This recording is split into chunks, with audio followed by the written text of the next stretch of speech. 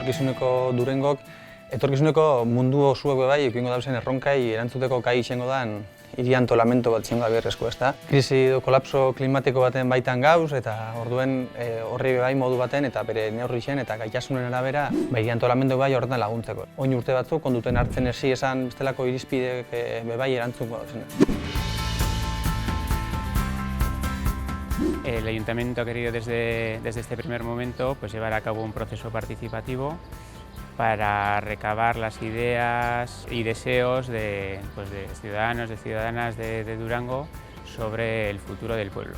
Y esas ideas son las que nos van a ayudar a fijar los criterios y los objetivos que luego vamos a desarrollar en el plan general.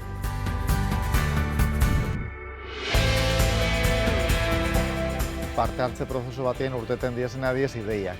Ideiak ugari, gero eta jente gehiago, gero eta ideia gehiago. Orduen ideiak etorten badiez, hemen bizitzen garen jentietik, azkenean bizituko guz, gero horrek oin ideiak ametsa diezenak, gero errealitateen bihurtzen diezenean, orduen bizitzen dugu. Orduen hori loturi, ametsa eta gero ze bizitzen duzu, nik uste dut hori da politena. Siempre se piensa que es la gestión de todo este tema de procesos lo gestionan entre unos pocos, es decir, técnicos, políticos y demás. Y al aportarlo los ciudadanos, parece que ya es un poco más variado.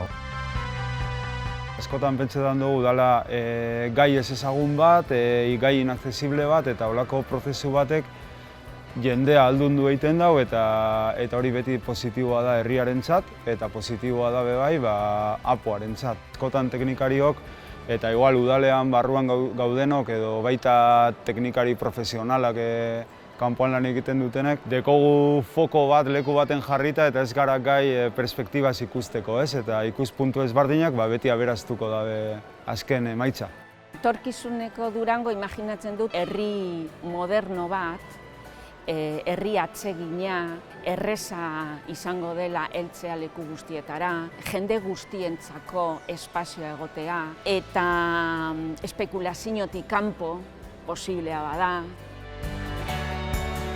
He visto mucha gente con muchas ganas de participar, con muchas ideas y con ideas que a veces es difícil que lleguen hasta el ayuntamiento, una visión más fresca, más del día a día, más cercana a la situación real de cada uno de los rincones de Durango y personalmente me voy con mucha ilusión de haber podido participar con todas estas personas de este procedimiento. Inok ez digu emango ezer. Animatu behar gara parte hartzen eta ze herri mota nahi dugun, ez?